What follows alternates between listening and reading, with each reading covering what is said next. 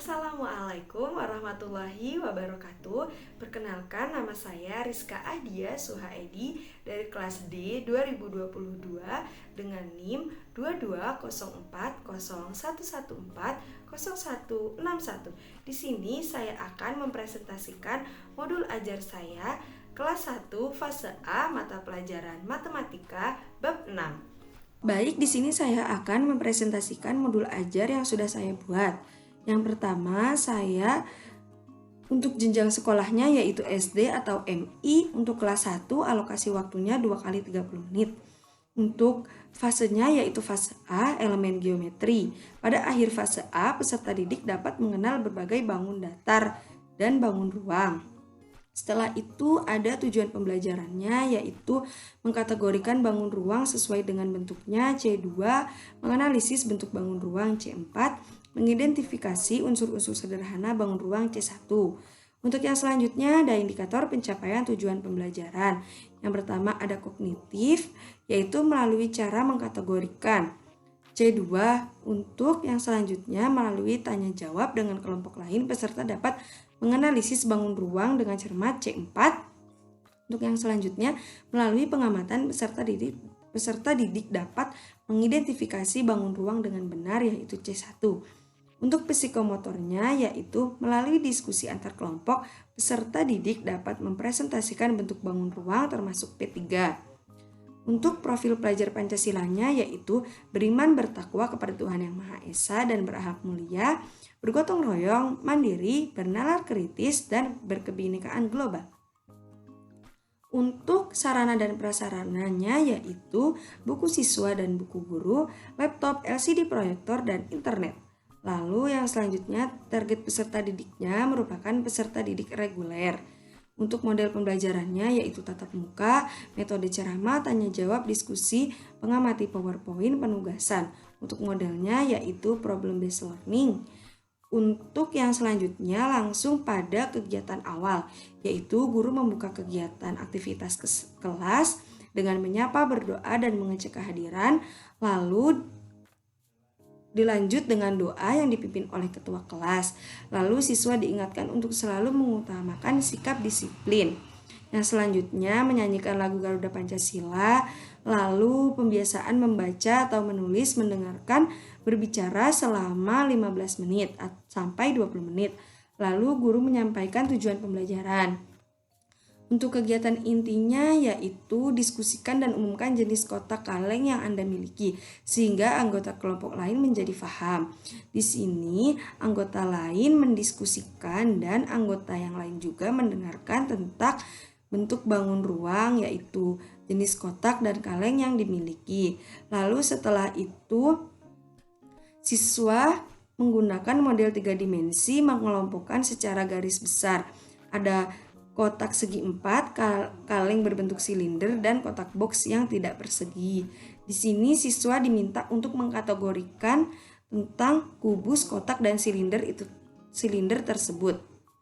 Setelah itu fokuskan pada bentuk ruang yang terkumpul lalu bentuk-bentuk yang sama. Di sini siswa diminta untuk mengumpulkan bentuk bangun ruangnya di depan lalu dipisahkan antar kubus, kotak, dan silinder. Setelah itu ada kegiatan akhirnya yaitu menyampaikan pembelajaran dengan meminta siswa untuk mengungkapkan pendapatnya terkait materi yang sudah didapatkan, lalu guru melakukan penilaian hasil belajar. Setelah itu ditutup dengan doa yang dipimpin oleh ketua kelas. Untuk refleksi peserta didiknya yaitu ada pertanyaan lalu dijawab sendiri oleh peserta didik. Setelah itu ada refleksi pendidik, ada pertanyaan dan dijawab oleh guru tersebut. Untuk di sini ada LKPD yang sesuai dengan buku siswa. Setelah itu ada pengayaan dan remedial. Untuk remedial saja yang saya jelaskan yaitu diberikan kepada peserta didik yang membutuhkan bimbingan untuk memahami materi dan pembelajaran mengulang kepada siswa yang belum mencapai CP. Untuk bahan bacaan pendidik yaitu buku guru, untuk bacaan peserta didik yaitu buku siswa.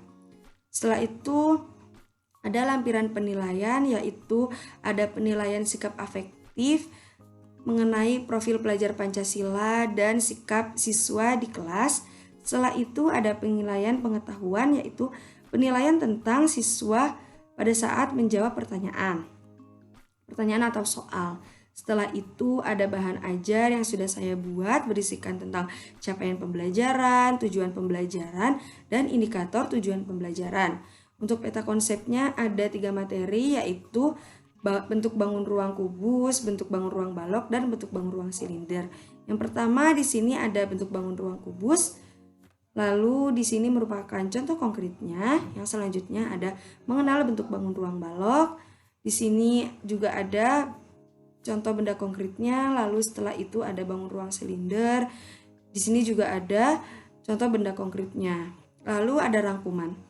Setelah itu di sini saya menggunakan PPT dengan bentuk-bentuk bangun yang sudah dipelajari tadi.